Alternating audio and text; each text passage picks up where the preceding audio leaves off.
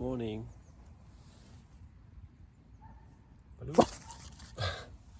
Stop barking. He was barking all morning when I was sitting here and meditating a little bit.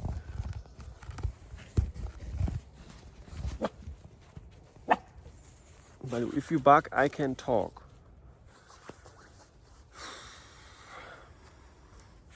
Tomorrow I will go to Poland for this retreat. And yesterday I got an email that we should set an intention in case the retreat would be successful. So it's called deep reset. And so in case that the deep reset would be successful, what would be the thing we would want to change in 2025? He was barking all the time because there was a squirrel on the tree. Baloo, stop.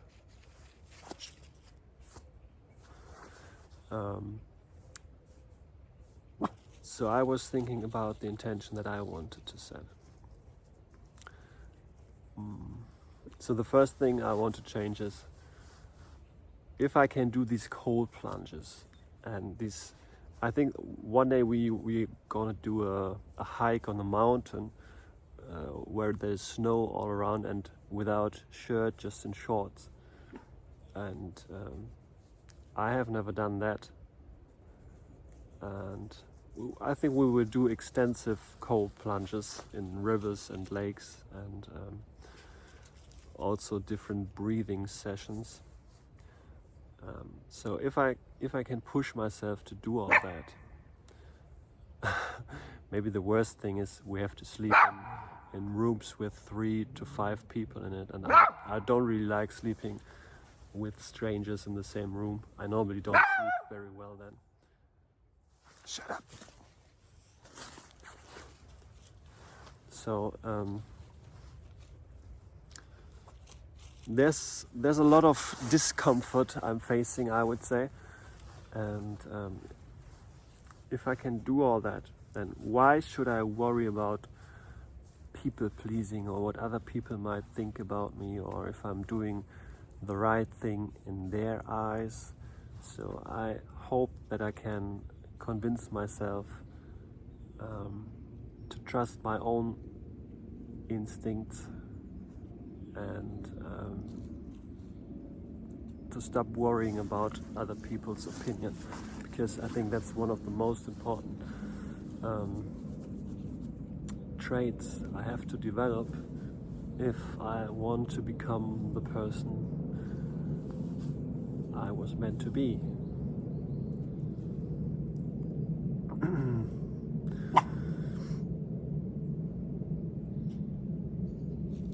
There are some other things. There are some things I don't want to talk about in front of everybody here that I will work on in 2025, and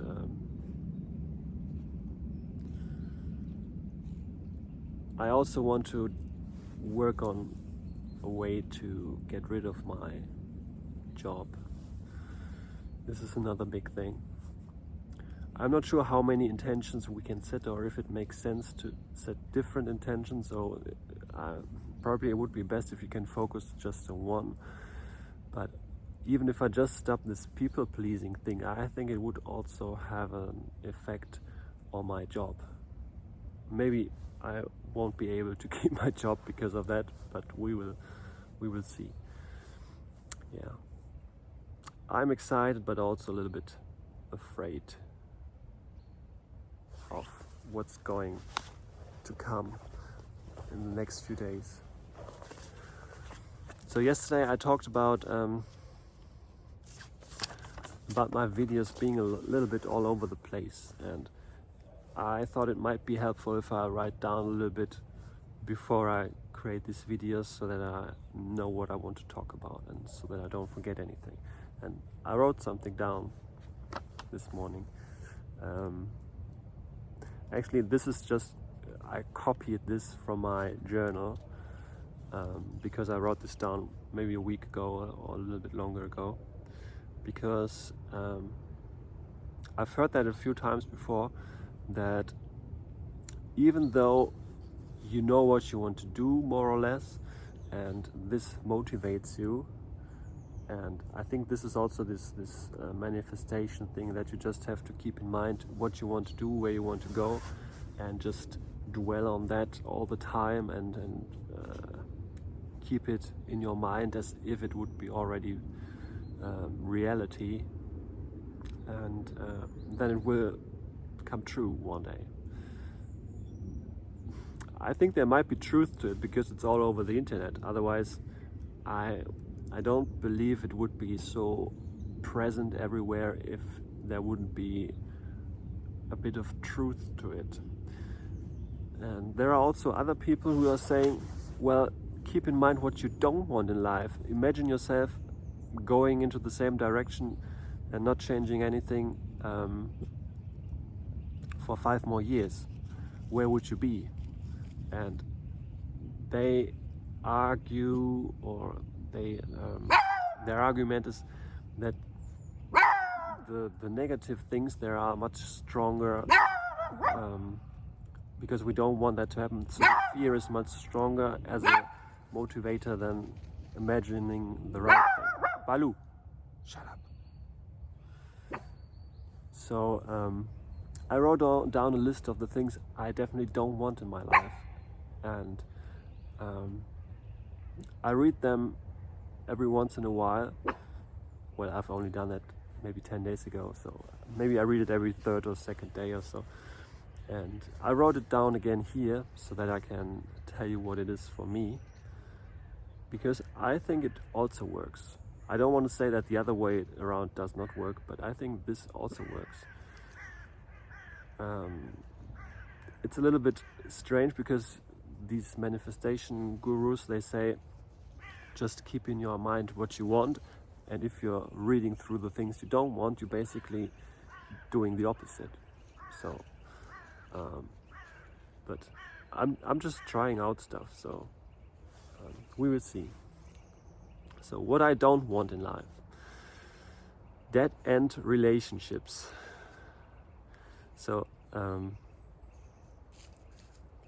I see people get stuck when they're in the relationship because they are worried that their counterpart doesn't want them to develop or doesn't want them to change, so they keep where they are and they don't develop themselves, and I definitely don't want that to happen. Maybe that's why I don't really have relationships.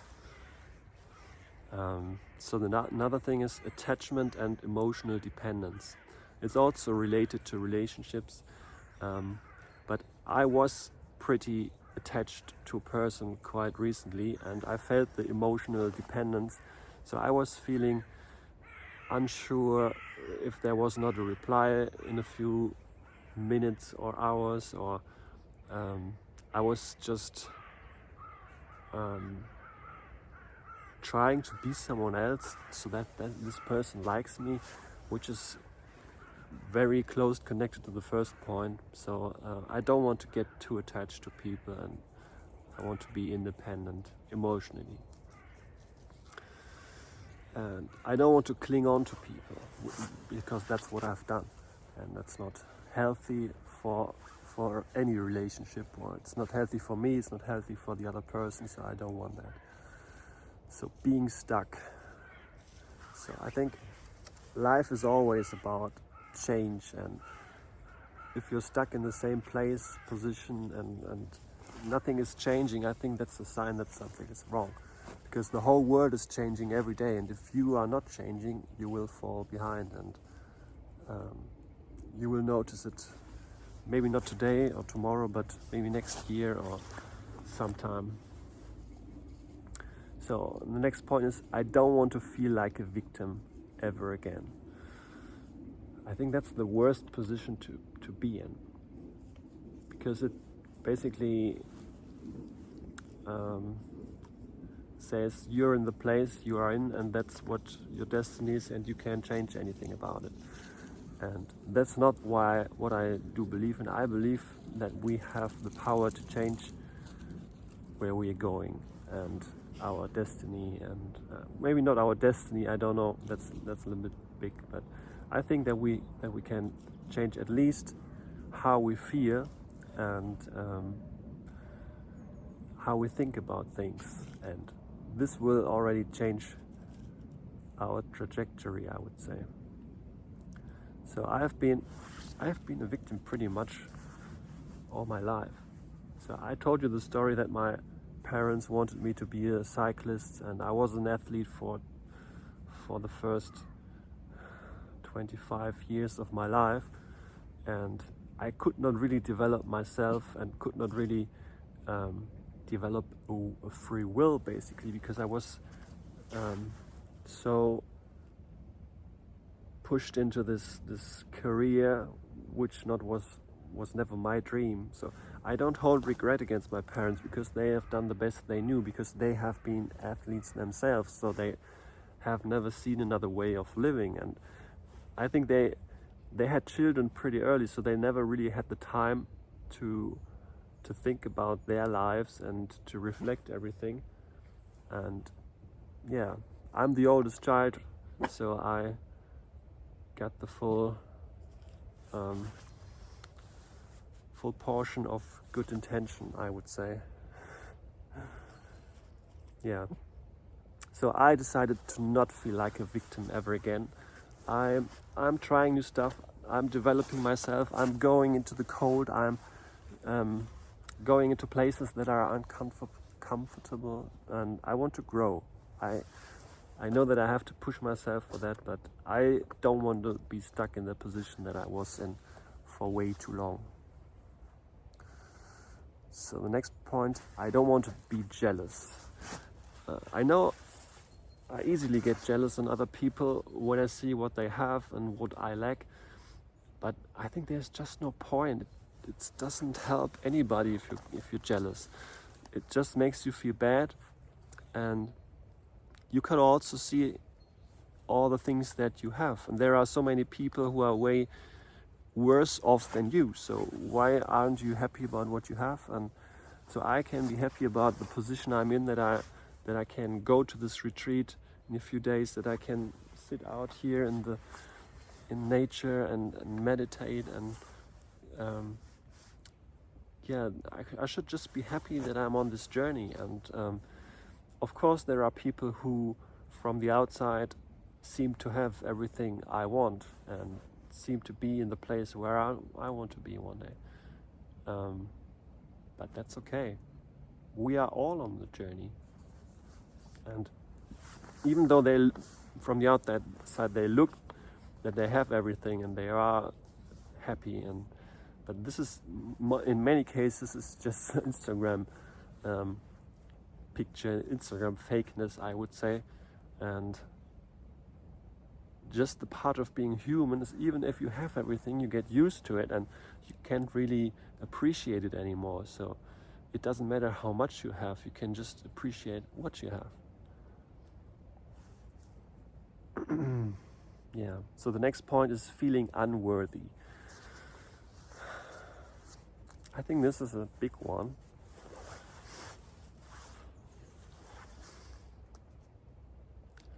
I think